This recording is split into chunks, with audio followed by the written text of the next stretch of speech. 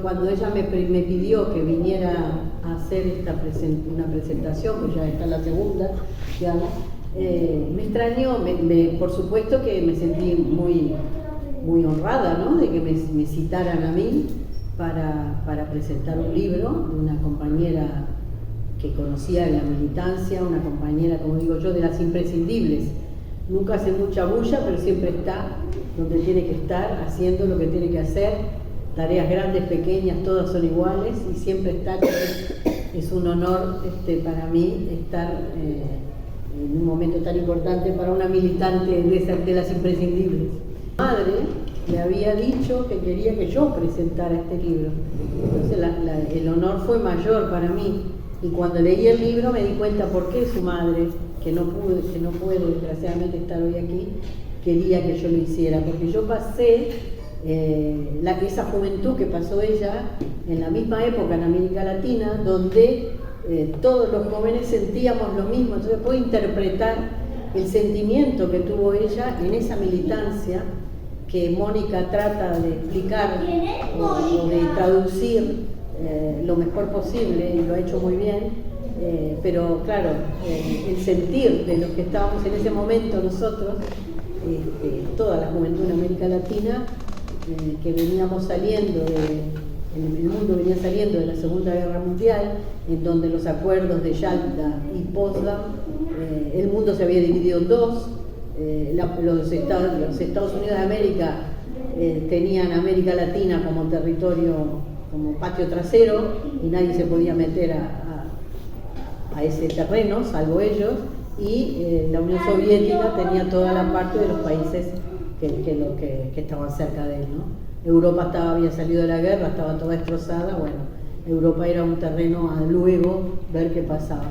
Y en ese momento, también en América Latina, surge los irrespetuosos de cubanos que cruzando con un barquito empiezan a trabajar y a hacer una guerrilla en el lugar más cercano del imperio, ¿no?, muy cerquita, la isla, que era una isla que en los Estados Unidos la tenían como un garito, ¿no?, donde tenían sus casinos, sus cosas de juerga, y lograron en ese momento enfrentar al imperialismo y hacer una revolución por las armas. Entonces toda América Latina, la gente que realmente quería luchar por un sentimiento, por la justicia, ¿no?, la justicia social. El primer capítulo del libro de Mónica habla y explica cómo era su ciudad natal en Perú, y explica con palabras muy sencillas y con hechos de todos los días de la gente lo que era la vida en esos países. Y es exactamente la vida que llevaban todos los pueblos de América Latina en ese momento. Escribiendo esta crónica en San Juan de Espí, recuerdo cada acción, cada mirada, cada movimiento de mi madre, desde los tiempos de San Marcos hasta cuando falleció en el barrio donde se materializa este escrito. En mi inconsciente cobijé largo tiempo la idea de que el menor homenaje que una hija le puede hacer a esta alma justiciera, a este espíritu bondadoso, a este cuerpo luchador, a estas manos fuertes, a esta mirada llena de esperanza, es escribir y publicar una crónica sobre ella. Estoy cumpliendo contigo, mamita, tus pensamientos, tus frases, tus dichos, tus adagios, tu ejemplo, tus gestos, tus canciones, tus lecturas. Lo estoy plasmando desde el comienzo hasta el final en este escrito.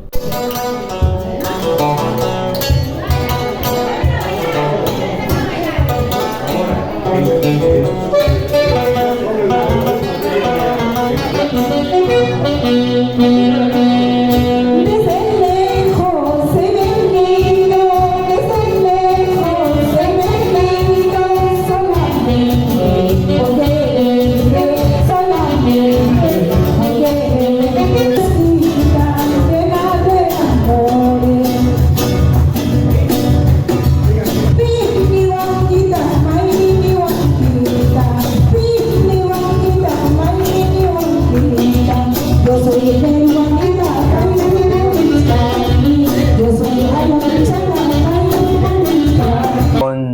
Mónica del Castillo, escritora, ha escrito un libro, Crónica de una revolución de San Marcos a San Joan Despí, residente desde hace varios años en Barcelona, en San Joan Despí, licenciada por la Universidad de Cajamarca en idiomas extranjeros, ha estudiado filología inglesa en la Universidad de Barcelona y guía turístico por la Universidad de Girona. Has escrito un libro extenso y resumido que en cierto modo es un homenaje a sus padres que habían estado en la guerrilla en Perú. Y luego narra el posterior exilio con su madre en Barcelona, en España, en el que incluye diversos testimonios de personas y que en cierto modo pertenecieron a los grupos revolucionarios de aquel tiempo. Mónica, ¿cuál es la razón que te ha motivado a escribir todas estas vivencias? Primero, saludarte. Gracias, Pablo, por darme este espacio, que para mí es un honor, un placer compartir esto. De escribir este libro es un homenaje para mis padres, porque ellos han sido dos grandes maestros que lucharon por la justicia, por la libertad y por un mundo mejor para los pioneros, para los jóvenes, para el pueblo.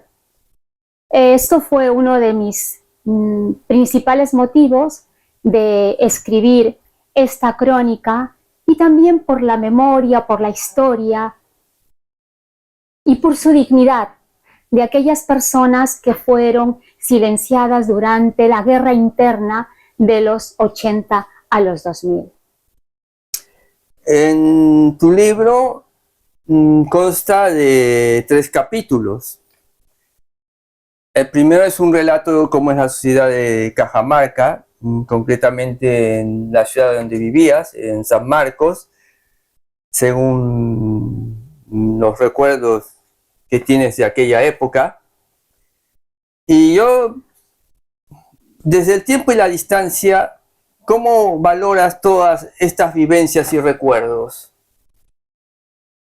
Primero que San Marcos, nos situamos geográficamente. San Marcos es una de las provincias del departamento de Cajamarca en Perú.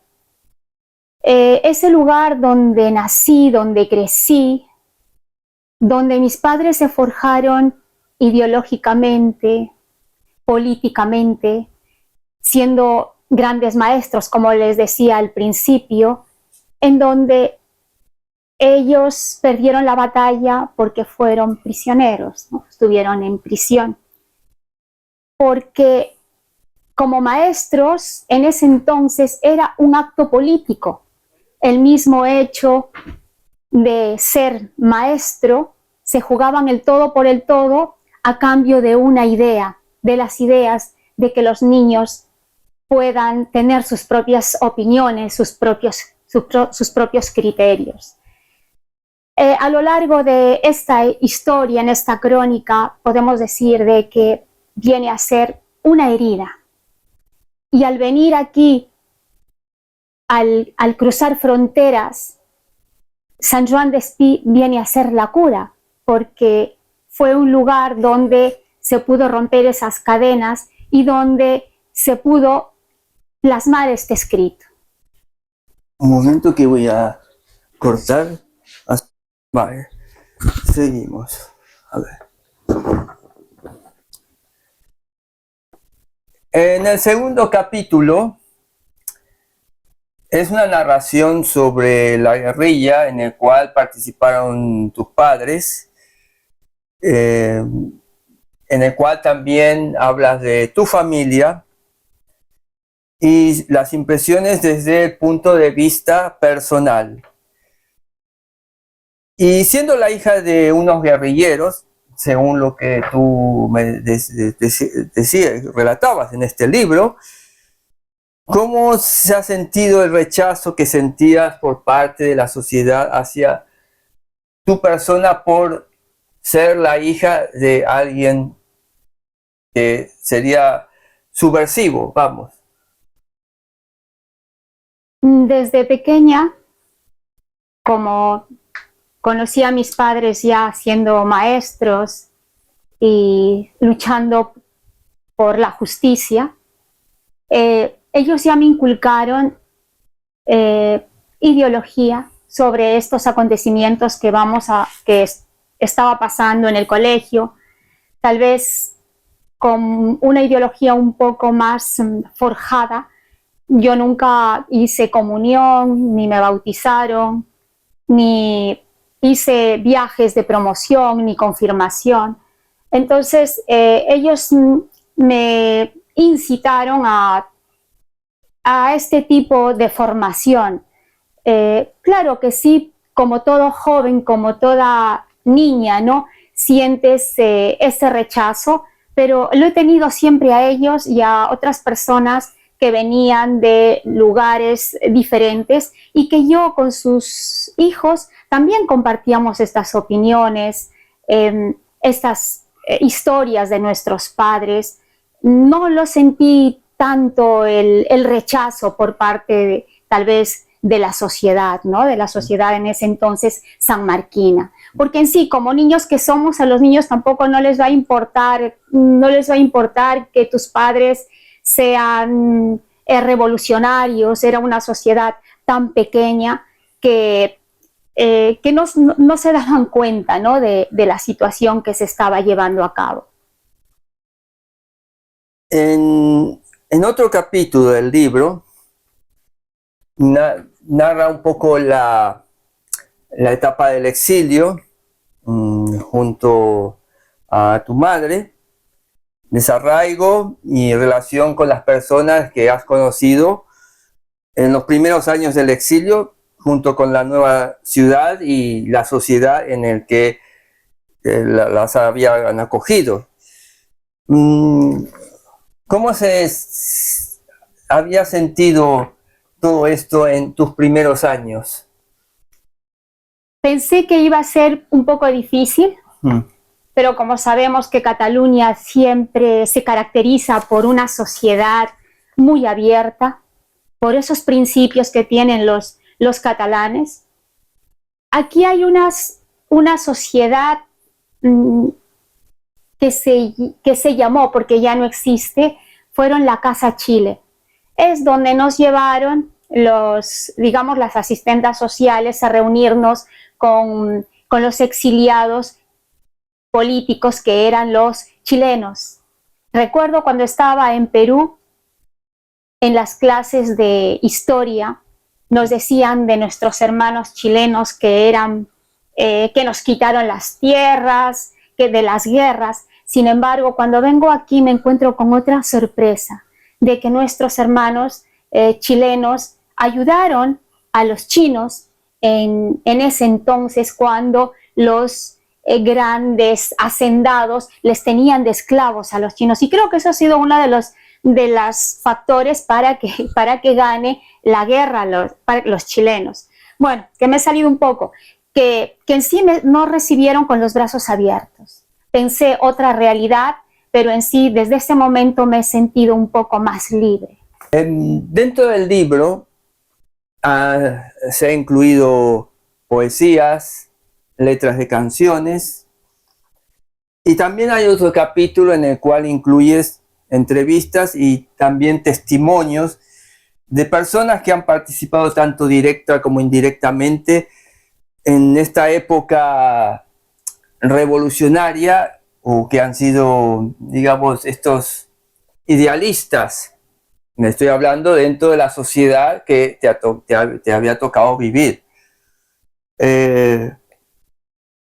¿Por qué se ha querido incluir tanto estas poesías, las canciones, e incluso molestarte en recoger todos estos testimonios?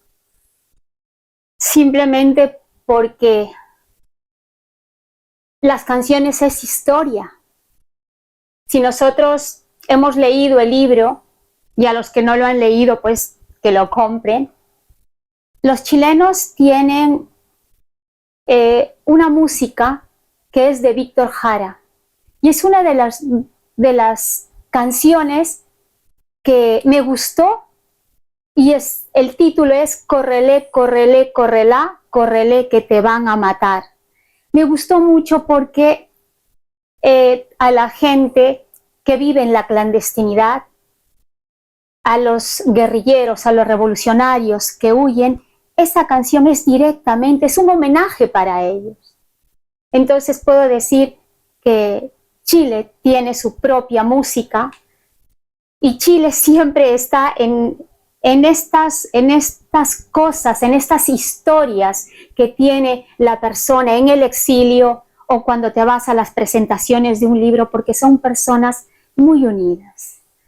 Lo digo esto porque me ha tocado vivir a mí esa historia. Seguramente también serán los chilenos, los argentinos, seguramente también serán los uruguayos, pero en este caso me identifico con los chilenos. Y con respecto al otro que me decías, a las entrevistas, porque es una crónica y creo que le da más creatividad.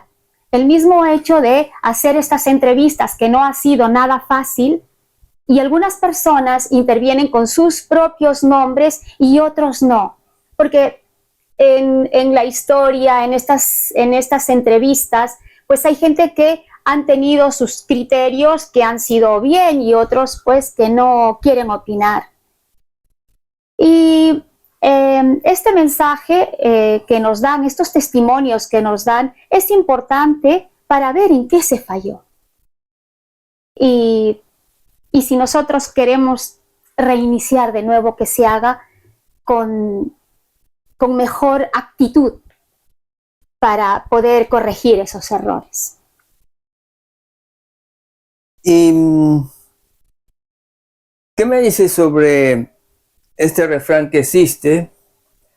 El pueblo que olvida su pasado repite siempre sus mismos errores. ¿Se puede aplicar hoy en día actualmente a la situación en el Perú? Por supuesto. Cuando nosotros decimos ¿qué es lo que queremos recuperar en un país? Recuperar nuestra voz, recuperar nuestra memoria, recuperar nuestra historia y recuperar nuestra dignidad. Entonces, eso es lo que tenemos que hacer. Un cambio, pero no con dinamitas, sino con ideas. Alzar la voz no quiere decir ser un revolucionario, sino recuperar la nuestra. La revolución es tener tu propio criterio, tus propias ideas, aunque duela. La revolución no solamente se hace con el fusil, con sentencias, sino hay que recuperar la voz del pueblo. Estas cosas no se concilia, el Estado no reconcilia con una actitud negativa, sino se concilia atreviéndose a escuchar las voces del pueblo. Y bueno, si me permite, el primer párrafo de la contraportada del libro dice: la necesidad de expresar mis vivencias, que en el fondo son las vivencias de miles, las que se conjugan con mis deseos, que de igual manera son los deseos de millones, los que sustentan mis reflexiones y fundamentan mis sentimientos, son el contenido y el continente del presente escrito que el lector tiene frente a sus ojos. ¿Qué ha querido decir con esto? Cuando digo de que mi experiencia es la de muchas personas, el mismo hecho de escribir lo que otros callan ya es una revolución. Porque si yo tengo esta historia, hay otras personas que la tienen. sino a lo mejor no se han atrevido a hacerlo. Y aquellas personas que quieren hacerlo, pues háganlo, porque los únicos que cuentan nuestras historias es el sistema. Si tú no lo cuentas, esa historia nadie lo va a contar por ti. Y con eso, contando tu historia, no estás traicionando a nadie. Si te castigan por hablar, que te castiguen leyendo, ya que así habrán contado tu historia. ¿Y qué les dirías a los lectores, o bien los que quieren comprar el libro, para animarlos a que lean tu libro? Que este libro es un libro que habla del pueblo, que no hay héroes ni heroínas, sino más bien un pueblo con sus miedos, que han sufrido, que han sido silenciados y que luchan por un mundo mejor. Un libro no es como el fútbol, como un partido de fútbol. No es una pelota que tú lo tiras, sino cuenta tu historia. Les animo a que todos puedan comprarlo y que cuenten su historia, que no es un partido de fútbol, porque habla la gente del pueblo. Vale. Muchas gracias, Mónica, por esta entrevista. Te deseamos mucha suerte con este libro y bueno, al menos que el lector que se vaya con este libro sepa los años turbulentos en el cual, digamos, esa pequeña historia que ha habido en el Perú, que muchos no lo cuentan, o porque son silenciados, o porque no lo quieren contar. Te deseamos muchos éxitos.